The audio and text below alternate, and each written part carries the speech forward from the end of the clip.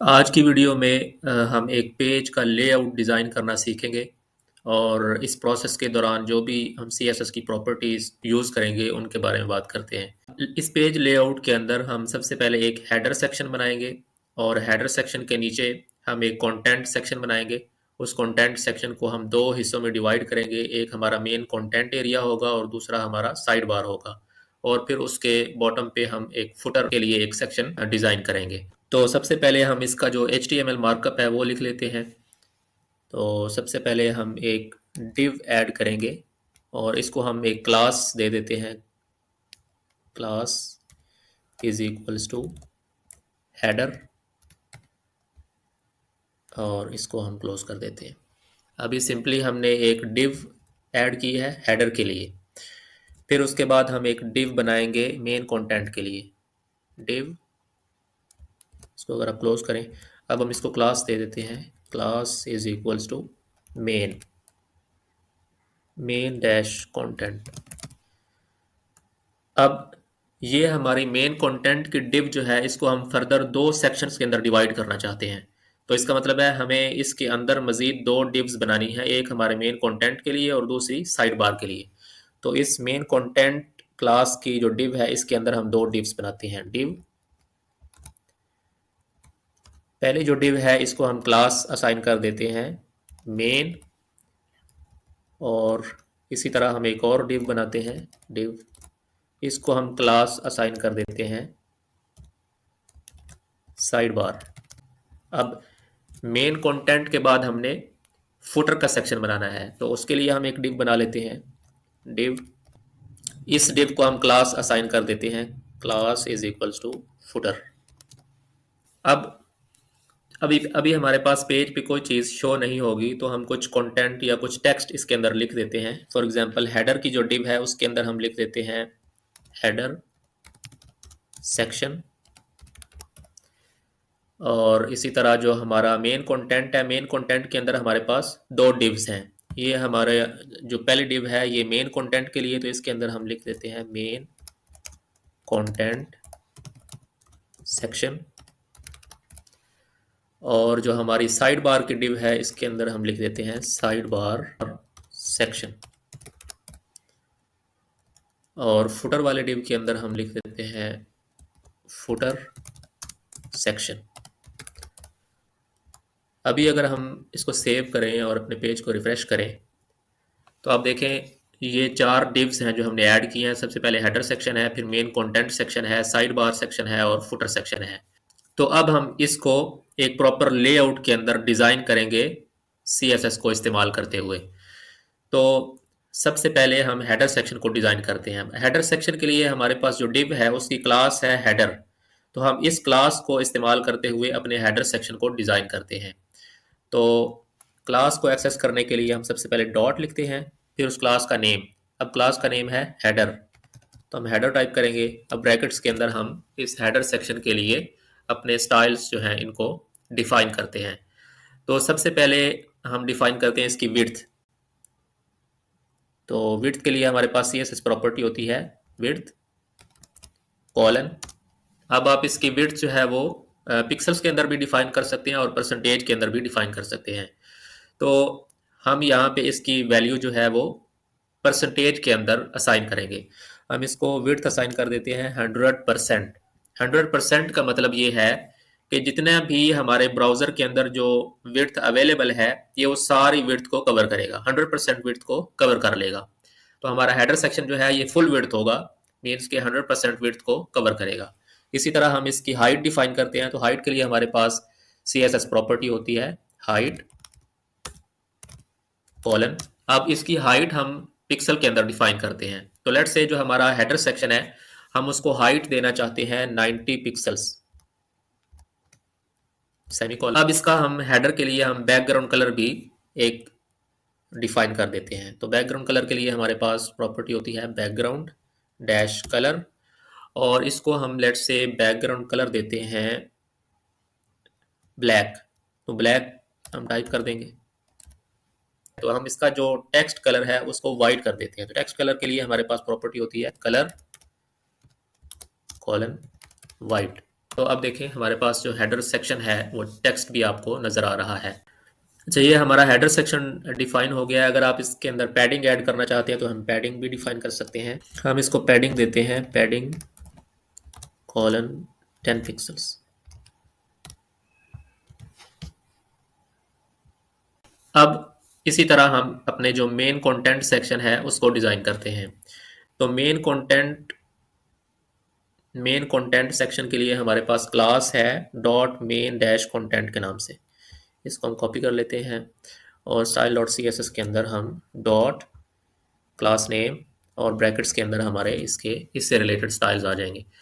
तो इसको हम विड्थ दे देते हैं 100%। ये हमारा मेन कंटेंट का कंटेनर है। मीन्स के इस सेक्शन के अंदर हमारे पास फर्दर दो सेक्शन बनेंगे, एक मेन कंटेंट के लिए जिसको हमने क्लास दी थी मेन की, और एक हमारे पास सेक्शन बनेगा साइड बार के लिए जिसको हमने क्लास दी थी साइड बार। ओवरऑल इस कंटेनर की जो विड्थ है वो हमने 100% दे दी है। और इसको हम हाइट दे देते हैं, हाइट, इसकी हम हाइट ऑटो रखते हैं ताकि जितना इसके अंदर कंटेंट होगा उसके हिसाब से इसकी हाइट जो है ये चेंज होती रहेगी। इसको हम बैकग्राउंड कलर दे देते हैं, बैकग्राउंड कलर वाइट, और इसका जो टेक्स्ट कलर है वो हम ब्लैक कर देते हैं, ब्लैक, कंट्रोल एस। इसको हाइट हम लेट से दे देते हैं 400 पिक्सल्स ताकि ये सेक्शन हमें नज़र आए। इसको हम रिफ्रेश करते हैं तो अब आप देखिए जो हमारा मेन कंटेंट सेक्शन है वो उसकी हाइट 400 पिक्सल हो गई है। अब ये जो मेन कंटेंट का सेक्शन है इसको हमने फर्दर डिवाइड करना है दो सेक्शंस के अंदर, एक कंटेंट सेक्शन और एक साइड बार के लिए। तो मेन जो कंटेंट सेक्शन है इसके लिए हमारे पास क्लास है मेन की, इसको हम टारगेट करेंगे। तो इसके लिए हम लिखेंगे डॉट मेन और ब्रैकेट्स के अंदर हम इसके लिए स्टाइल डिफाइन करेंगे। इसी तरह जो हमारी साइड बार है, साइड बार के लिए हमारे पास क्लास है साइड बार के नाम से, तो इसको भी हम साथ ही लिख लेते हैं और इसके भी हम स्टाइल्स यहाँ पे डिफाइन करेंगे। तो सबसे पहले हम मेन सेक्शन पे फोकस करते हैं। तो मेन सेक्शन जो है हम इसको विड्थ असाइन करते हैं, विड्थ कॉलन 70%। तो हम चाहते हैं कि जो हमारा मेन सेक्शन है उसकी विड्थ 70% हो, जो ओवरऑल 100% है उसका 70% मेन सेक्शन हो, और जो उसका साइड बार है वो बाकी 30% जो है वो इसका साइड बार होना चाहिए। तो इसको हम विड्थ साइड बार को दे देते हैं विड्थ कॉलन 30%। इसको हम सेव करते हैं। अभी अगर आप इस पेज को रिफ्रेश करें तो अभी कोई फ़र्क आपको नज़र नहीं आएगा। जस्ट आप अगर आप इसको इंस्पेक्ट करें तो आप यहाँ से देख सकते हैं कि जो आपका जो मेन सेक्शन है इसको अगर आप देखें तो ऑलमोस्ट 70% जो है ये एरिया हाईलाइटेड है। तो इसका मतलब है इस सेक्शन की जो विड्थ है वो 70% है। इसी तरह अगर आप साइड बार पे होवर करें तो आप देखें जो लाइट ब्लू कलर जो हाईलाइटेड एरिया है वो ऑलमोस्ट 30% है, लेकिन अभी भी ये प्रॉपर लेआउट के अंदर आपको शो नहीं हो रहा। तो इन दोनों सेक्शंस को एक लाइन में शो करने के लिए हम इसको फ्लोट लेफ्ट असाइन कर देते हैं, और जो साइड बार का सेक्शन है इसको भी हम फ्लोट, इसको भी हम C S S property add करते हैं, float colon left, control S.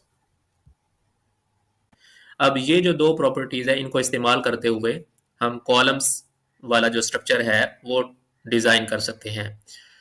तो अभी अगर आप इंस्पेक्ट के अंदर जाएं और मेन को होवर करें तो आप देख सकते हैं कि ये मेन कंटेंट सेक्शन जो है ये 70% एरिया को कवर कर रहा है, और जो हमारा साइड बार का सेक्शन है ये रिमेनिंग 30% एरिया को कवर कर रहा है।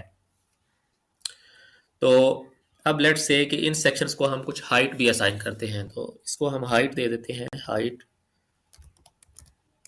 Colon 400 pixel. जितनी हमारे इन कंटेनर की हमने हाइट असाइन की थी वही हाइट हम इन दोनों सेक्शंस को भी असाइन कर देते हैं।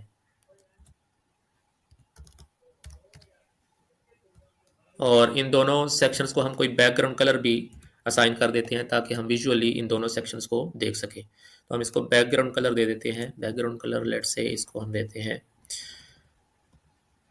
कोई भी एक बैकग्राउंड कलर असाइन कर देते हैं। इसी तरह इसको साइड बार को भी हम बैकग्राउंड कलर असाइन कर देते हैं। अब हम अगर इसको सेव करें और पेज को रिफ़्रेश करें तो आप देखें कि जो हमारा मेन कंटेंट सेक्शन है ये ऑलमोस्ट अपनी शेप के अंदर आ चुका है। इसमें हमारे पास जो मेन कंटेंट सेक्शन है ये 30% एरिया को कवर कर रहा है और जो हमारा साइड बार है ये 30% एरिया को कवर कर रहा है। तो अब इसी तरह हम फुटर सेक्शन को भी डिज़ाइन करते हैं। तो फुटर सेक्शन के लिए हमारे पास जो क्लास थी वो डॉट फुटर के नाम से थी, तो हम इसको लिखेंगे डॉट फुटर और फिर इसके लिए हम स्टाइल डिफाइन करते हैं। अब लेट्स से इसको हम विड्थ देते हैं उसी तरह 100% और इसको हम हाइट दे देते हैं 90 पिक्सल्स और इसको हम बैकग्राउंड कलर असाइन कर देते हैं ब्लैक और इसका जो टेक्स्ट कलर है उसको हम वाइट कर देते हैं। Save, refresh. तो अब देखें जो हमारा फुटर सेक्शन है वो भी डिज़ाइन हो गया है। तो इस वीडियो के अंदर हमने ये सीखा कि हम विड्थ, फ्लोट और हाइट को इस्तेमाल करते हुए एक सिंपल सा लेआउट जो है वो किस तरह से डिज़ाइन कर सकते हैं।